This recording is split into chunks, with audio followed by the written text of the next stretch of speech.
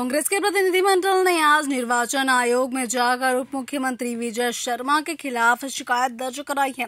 कांग्रेस के नेताओं ने विजय शर्मा पर आचार संहिता के उल्लंघन का आरोप लगाया है। निर्वाचन आयोग को सौंपे गए शिकायत में बताया गया कि आचार संहिता के प्रभावशील होने के बावजूद भी विजय शर्मा के नेतृत्व में भाजपाइयों ने भारी संख्या में प्रदर्शन कर नेता प्रतिपक्ष चरणदास महंत के बंगले के दरवाजे को तोड़ने और अंदर घुसने का प्रयास किया, जो कि साफ तौर पर नियमों का उल्लंघन है। तो चले जानते हैं कि मीडिया से बातचीत में पीसीसी चीफ दीपक बैच ने आगे क्या कुछ कहा। कुछ शिकायतें लेकर पहुंचे प्रदेश कांग्रेस कमेटी।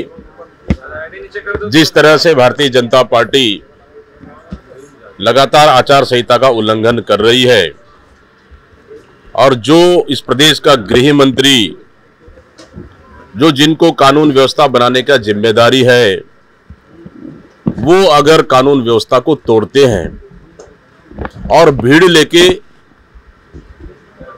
एक नेता प्रतिपक्ष का बंगला को घेरने जाते हैं,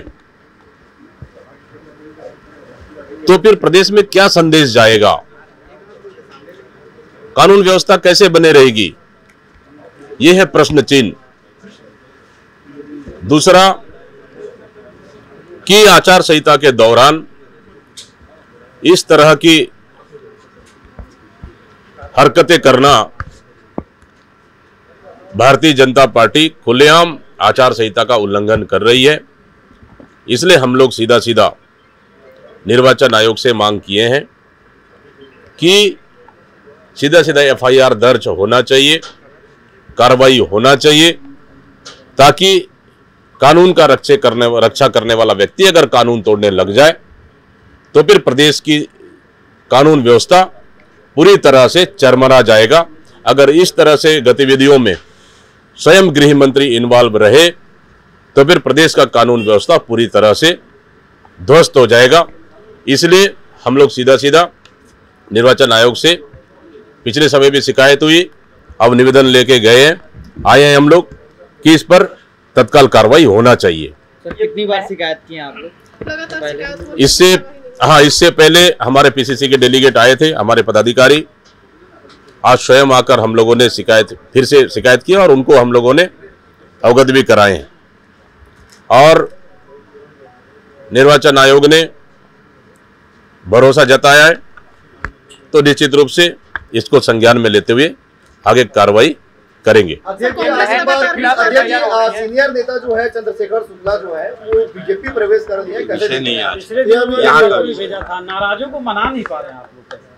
देखिए, चुनाव में कोई आता है जाता है, आना जाना लगे रहता है, इससे कोई फर्क नहीं पड़ने वाला। लेकिन कांग्रेस पार्टी 11 लोकसभा में मजबूती के साथ चुनाव लड़ रही है। हमारे प्रत्याशी जी जान लगा के मेहनत कर रहे हैं, इससे कोई आया जाए, इससे कोई फर्क पड़ने वाला नहीं है। सर, शंकर लाल साहू ने भी जो है बीजेपी का दामन थामा, लोकसभा सीट भी मांग कर रहे थे लगातार। देखिए, कुछ लोग हैं टिकट मांग के देखे, नहीं मिल पाया, टिकट तो किसी एक को मिलेगा, नहीं मिल पाया, वो बस आना जाना कर रहे हैं, उससे कोई फर्क नहीं पड़ेगा। कांग्रेस के ऊपर एफआईआर अगर दर्ज नहीं होती तो क्या कांग्रेस भी आंदोलन करेगी, प्रदर्शन? देखिए, अगर हमें तो भरोसा है, चुनाव आयोग के ऊपर भरोसा है हमें। अगर उसके बाद भी अगर ऐसा नहीं होता है, फिर आगे की रणनीति अपनाएंगे। लेकिन फिर भी चुनाव आयोग ने हमें आश्वस्त किया है, तो इसको परीक्षण करा रहे हैं। निश्चित रूप से अगर ऐसा है तो कार्रवाई करेंगे, इसलिए हमें पूरा भरोसा चुनाव आयोग के ऊपर है। मंत्री बृजमोहन अग्रवाल के यहाँ लगातार बीएड के छात्र पहुंच रहे हैं, उनकी मांगे पूरी नहीं हो रही है।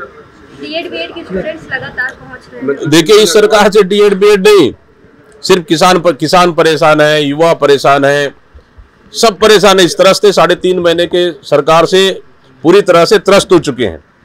कभी तो बृजमोहन अग्रवाल के बंगले, कभी तो केदार कश्यप के बंगले, कभी तो और आपके और मंत्री के बंगले, ये लगातार बंगले घेराव चल रहा है। मतलब सोच लीजिए, इस 3 महीने के अंदर ही छत्तीसगढ़ सरकार से पूरी तरह से छत्तीसगढ़ की जनता का मोह भंग हो चुका है। इसलिए आने वाला लोकसभा चुनाव में कांग्रेस को छत्तीसगढ़ के 11 लोकसभा सीटों में जबरदस्त फायदा होने वाला है। और युवा खासकर तो बहुत ज्यादा ही नाराज है, उसका फायदा भी कांग्रेस को होगा।